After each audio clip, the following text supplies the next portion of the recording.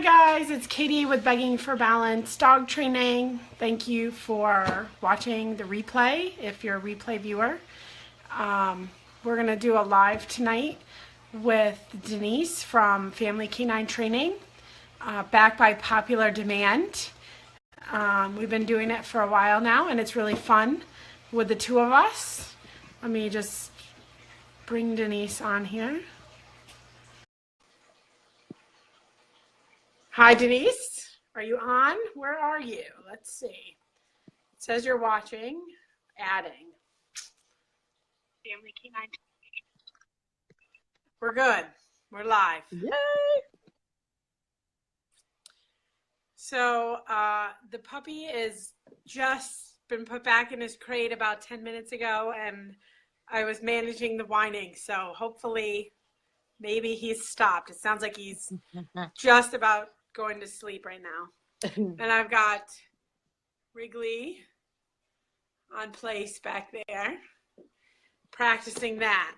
So Everybody's on place downstairs, actually. I was like, I'm not going to.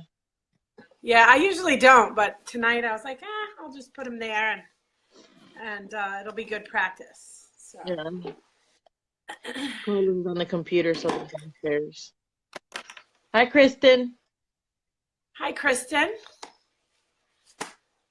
How are you? We're going to be talking tonight about fulfilling your dog's needs and maybe a little bit about what that means and how we can do it, how we can do kind of a better job of it. And, you know, I think we all want to try harder to fulfill our dog's needs a little more.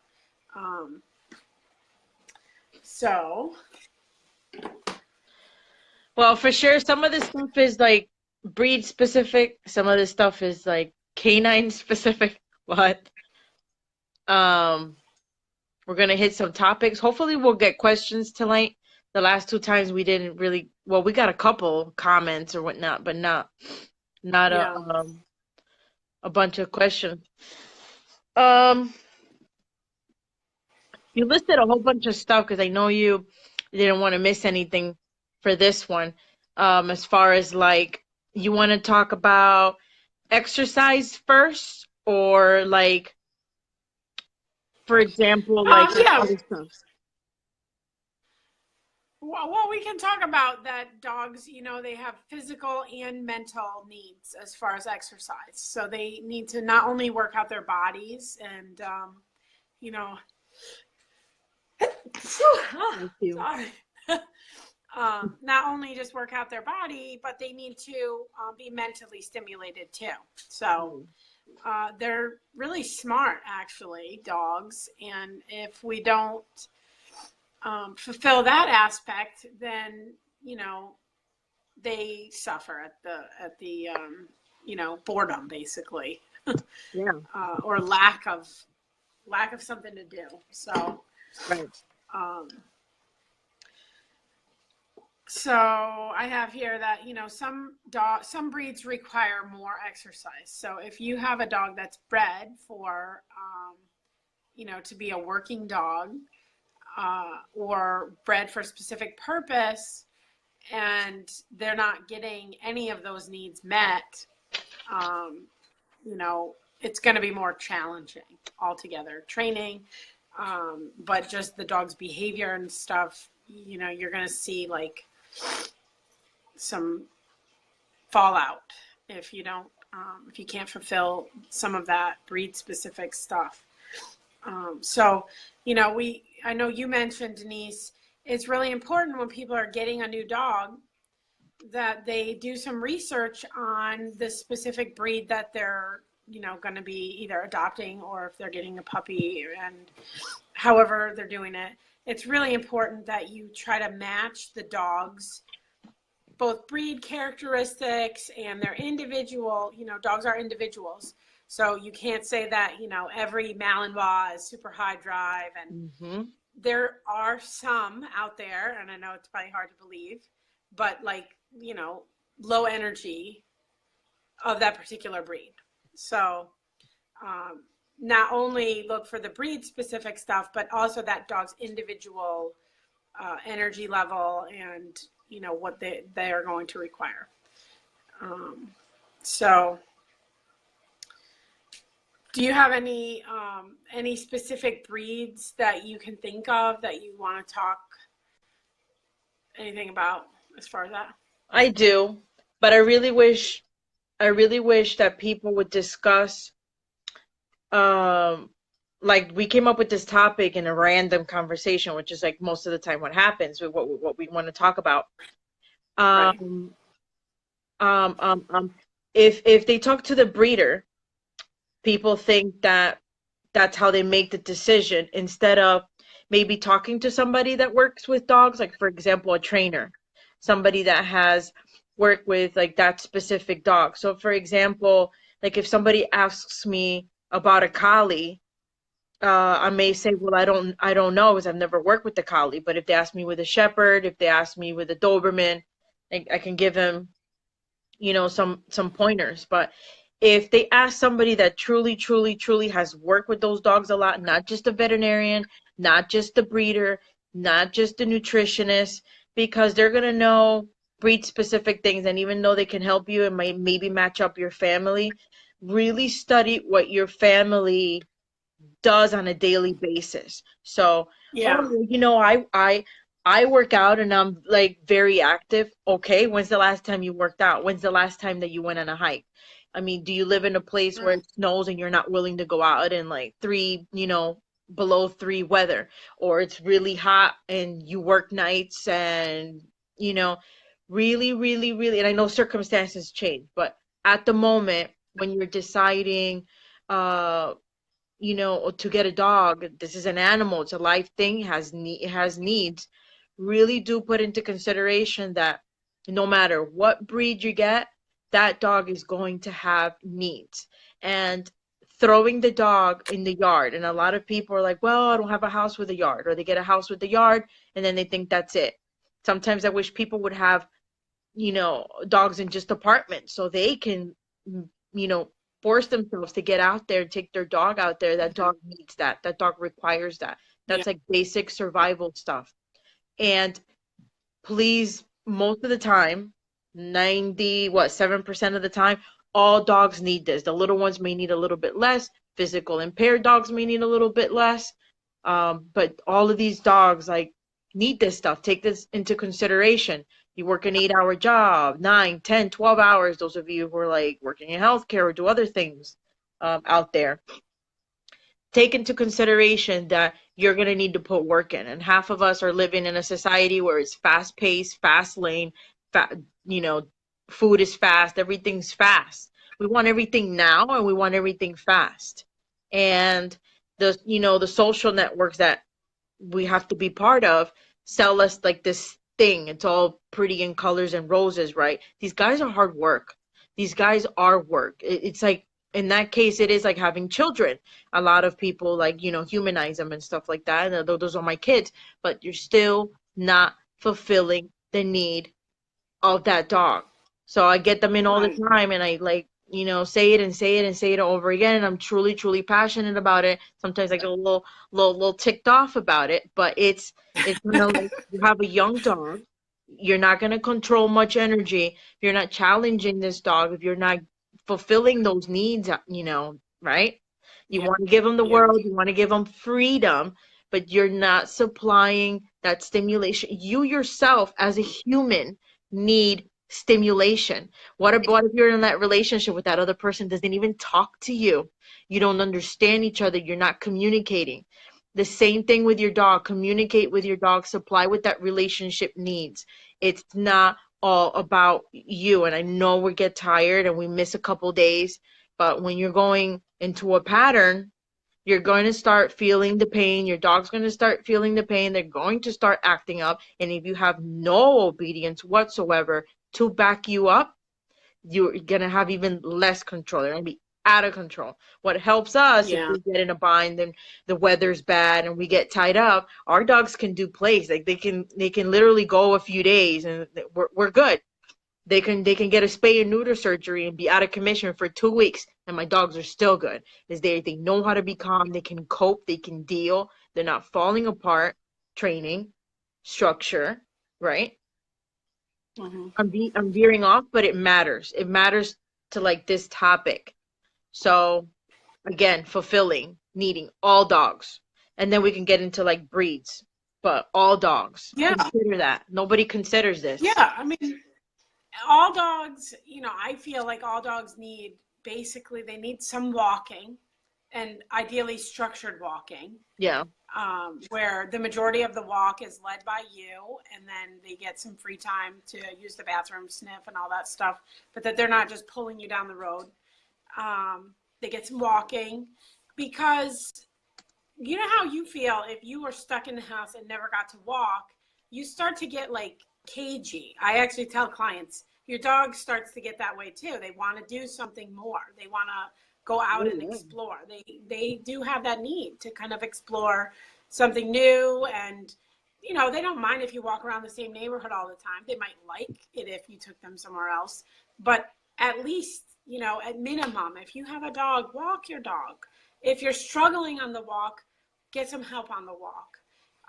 Either watching videos. If you don't have a lot of money or something, you can watch free videos. Golden Cam over there in the back, the golden. You can watch videos to help you with improving your walk if you're struggling with that. You can hire a trainer if you are really struggling. But at least get the walk so that it's decent. Even if you do no other training, if you can walk your dog, it's going to help them to be a little bit more fulfilled. And, it's nice also for just about any dog to be able to have some structure and rules. So it's nice too if you can teach like a place command or something like that. That's going to help them to be more relaxed and get that kind of downtime. Oh yeah. That is also, I think, needed by most dogs. And then it's nice if you can do it off leash walks. So dogs really like to explore off leash. If you can take them for a walk or a hike, but make sure that you have a good recall. Please, people, make sure you have recall on your dog if you're going to let it off leash. Oh yeah. So that's just like any dog.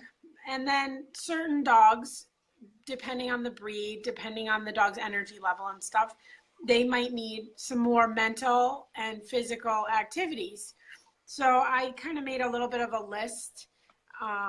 Maybe we could talk about just some of these things.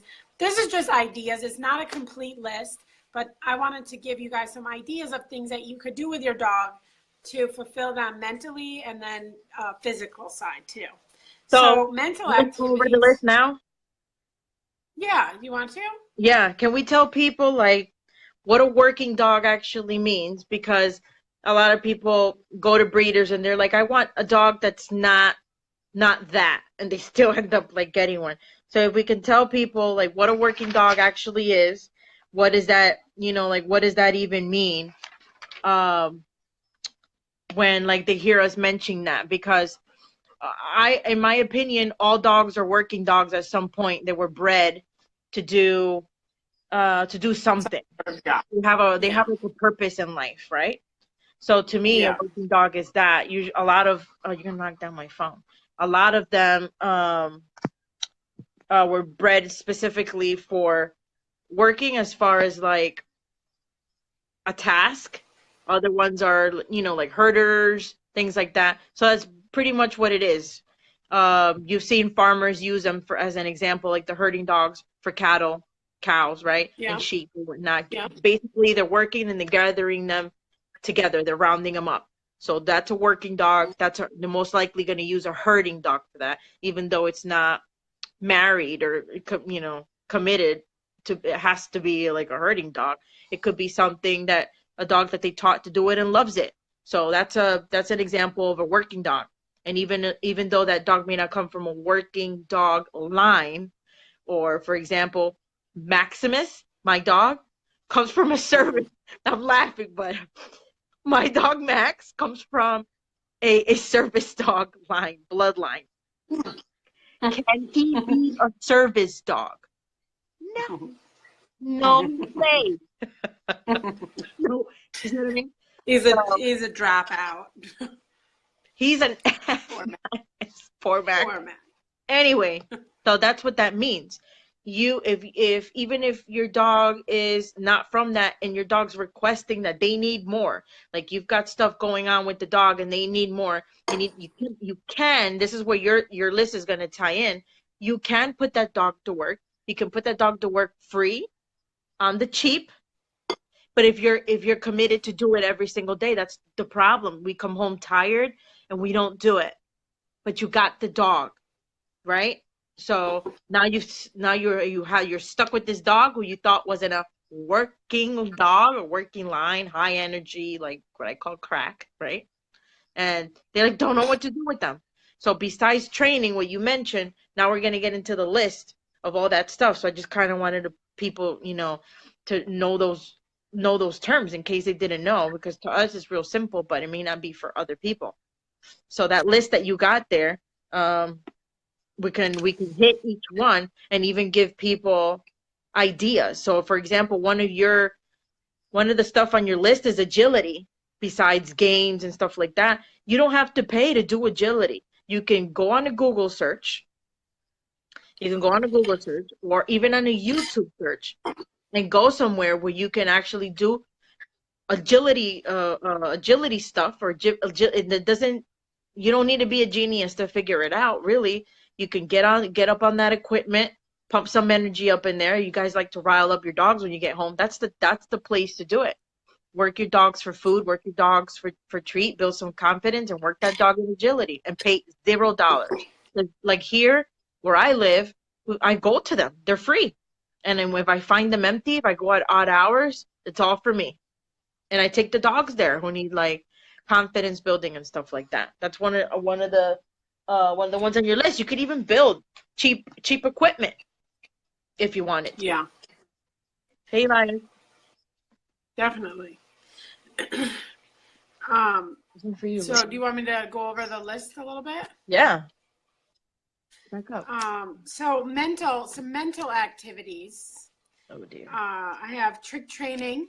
So if you do trick training, and I like to use a clicker for that, you can find videos online. If you don't know how to do any, teach any tricks to your dog, you can find there are lots of videos for that. Yeah. But that's fun for them. Lana knows how to get a drink out of the refrigerator. That's cool. And she loves to do it. So she knows when I'm like ready to tell her to go do it. She loves it. What kind of drink? I'm just kidding. Well, it could be anything, but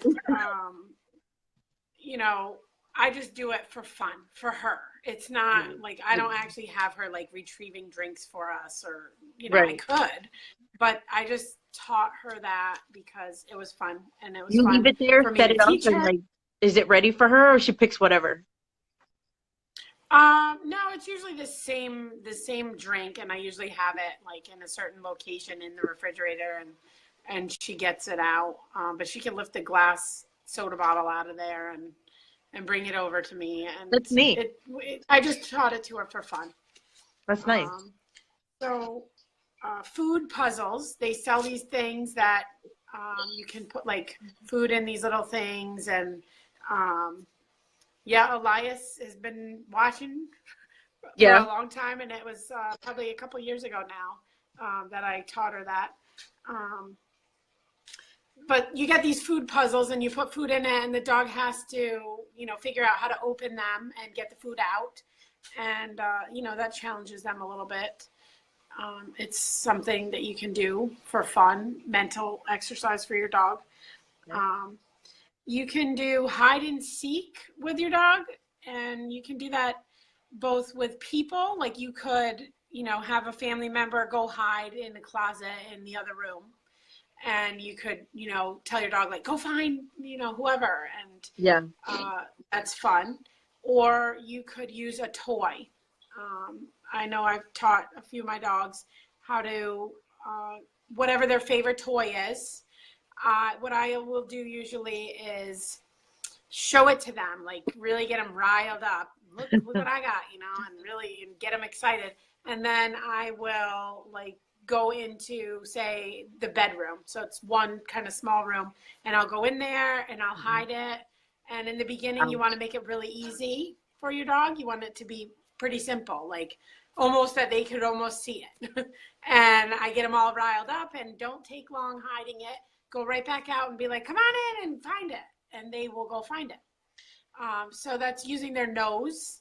And that's really good for like hounds and any kind of dog that likes to find things. Like my little dog, Mac, he's a toy fox terrier.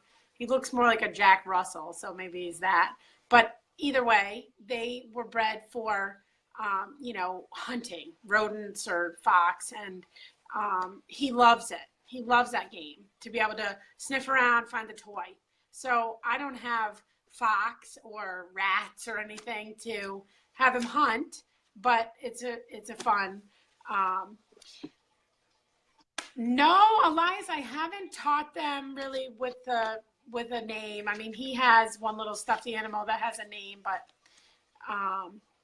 yeah, that's another way to make it more challenging. Oh my God!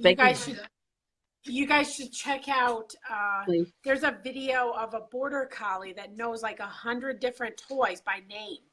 And they do that. They have a pile of all the toys like behind the sofa, and they tell the dog to go find Lucky, whatever the toy is. Mm-hmm. And the dog goes around and knows that specific toy and will bring it around.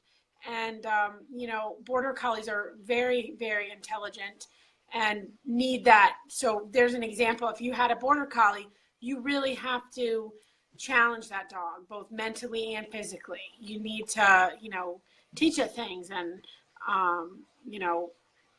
put it to work. So there's something that's a little bit more advanced level of hide and seek. So that was a great point there, Elias.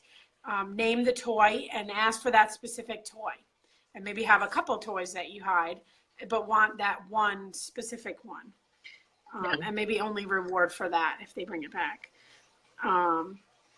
And I have obedience drills. So that's something that I'll tell my clients if it's raining and you can't really get outside and your dog is like, you can tell that they need to do something, whether it's raining or it's snowing or maybe the weather is really bad, or like in Florida, maybe it's too hot.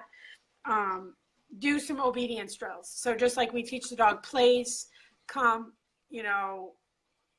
mix it up a little bit. It doesn't have to be just from one place to another. Recall them back and forth between place cots, but then call them into the kitchen and ask them to do it down on the floor. Walk around them, throw a bunch of distraction things on the floor around them, and they can't break the command. You could put down like a plate of food near them and don't let them get it. They have to stay in command. That's really challenging mentally and physically. The dogs will be exhausted if you do that. You can really, tire them out that way. I'm writing so, these down. Like I said, that is not a complete list, but that's some mental activities that you can do with your dog. And then for physical, some dogs are extremely high energy. They're just dogs that, they sit there and you see them panting and they're just like, they just want to go, go, go. And so if you have one of those dogs, most likely just regular, 15, 20, 30-minute walk is not going to be enough. That dog may need more. So not that you have to exercise them like crazy in order to get them to behave. I'm not saying that. You do need, your dog should be well behaved regardless of how much exercise they get. But I also believe that it's important to respect the dog's nature. And if they need more exercise, there are some things that you can do. So running with your dog, like if you have a dog, maybe you have like a husky, running, if you're a runner, it's a perfect dog for you. Mm-hmm. And to go back to, if you're selecting a breed, I like to run and hike, then husky might be a good idea for you. because you can take that dog out on, 30-mile run, no problem. The dog will keep up with you and love it. If you bike with your dog, it's a really good way to drain the dog's energy. You can bike really fast, faster than you could run, and really, tire them out. So if you really have a high energy dog or one of those high drive breeds, you can bike with them. Rollerblading with them, swimming. If you do like fetch in the water, that's a lot of repetitions in and out of the water. The dog will get a lot of exercise that way. Hiking with your dog. So if you live somewhere where you can do some hiking. Carrying a backpack. So dogs can carry a backpack with some weight in it. I'm not sure exactly what the specifics. You don't want to load them down with a ton of weight. You need to do it like a specific amount of weight per the dog's body. You don't want to overload them with stuff. But you can buy one of those backpacks and put stuff in it. Weight pull, there's a lot of like pits and stuff that love to do weight pulling. And there's a specific harness for that. Yeah, letting stuff. Tug. A lot of dogs really like to tug. And Wrigley, actually, this guy, I don't know if you can see him, he loves to tug. He loves to tug on his leash. So what I do is any dog that comes in tugging on the leash, it's like, hey, I know what you like to do. Rather than looking at it as just something that like, oh, we need to stop that. It's like, yes, I'm not going to allow you to tug on your leash because it's not acceptable, but I'm going to teach you how to tug. And we're going to do this game, and it's going to be fun. So agility, and you mentioned a lot about that, so that's really good.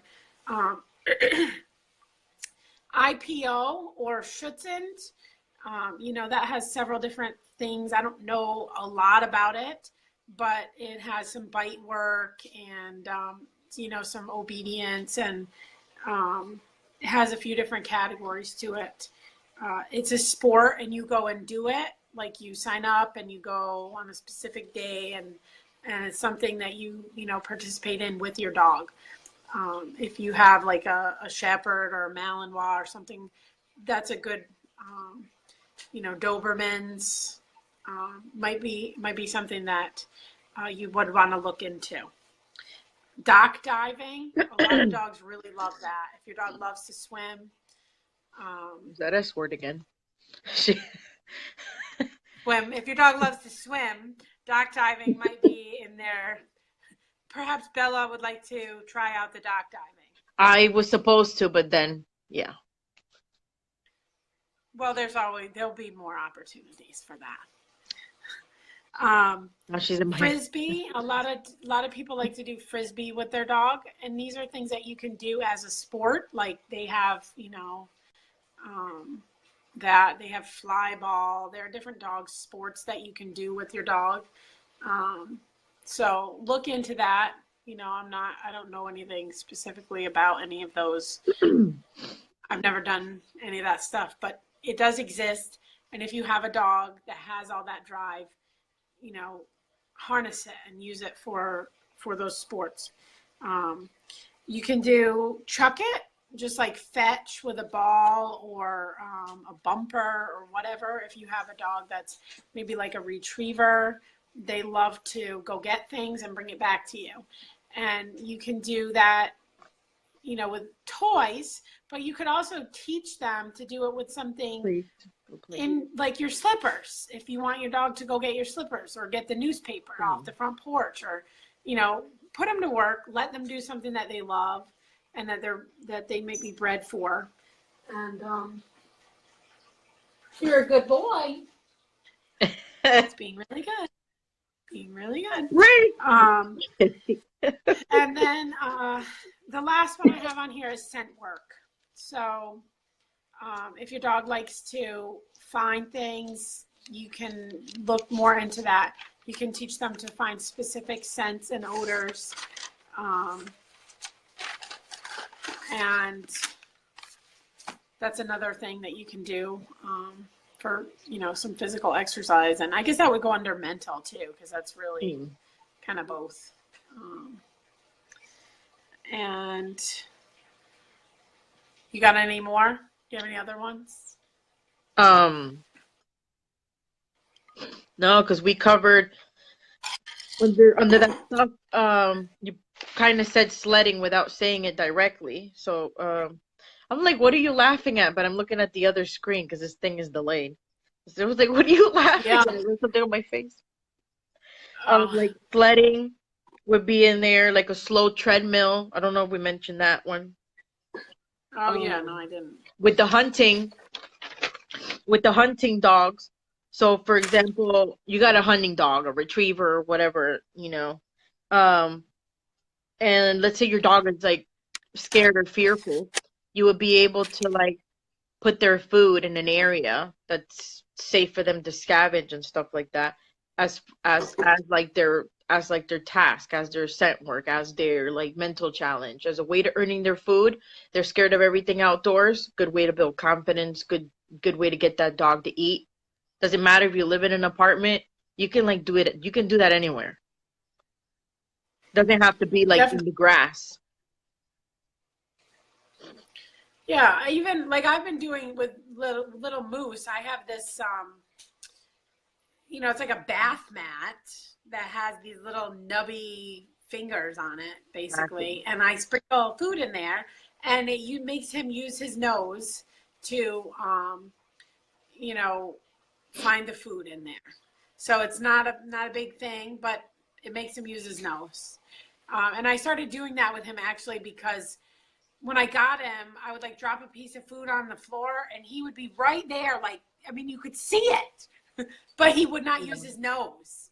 It was like his nose was broken. So I'm like, we're going to work on this. I want you to use your nose. And now he's really good at it.